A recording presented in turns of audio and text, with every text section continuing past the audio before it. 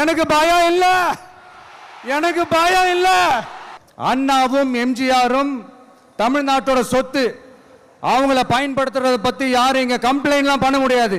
அண்ணா எங்களோடது, எம்ஜிஆர் என்னோடது, எங்களோடது, நீங்களா எடுத்துக்க கூடாது அப்படிலாம் யாரும் இங்க அழுதுட்டு இருக்க முடியாது, சொல்லிவிட்டேன்.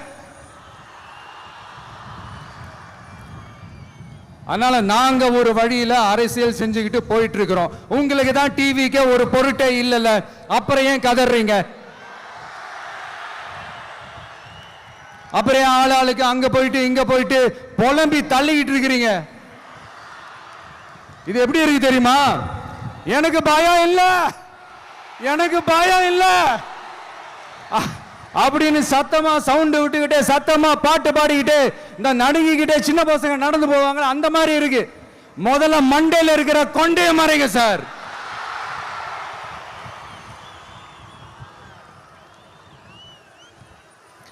சும்மா மாறு வேஷத்துல மறு வச்சுக்கிட்டு மீடியா ஆளு, ரேடியோ ஆளுன்னு இவங்க ஆளுங்களே மாத்தி மாத்தி அனுப்பிக்கிட்டு இதெல்லாம் என்ன மக்களுக்கு தெரியாதுன்னு நினைச்சிட்டு இருக்கீங்களா?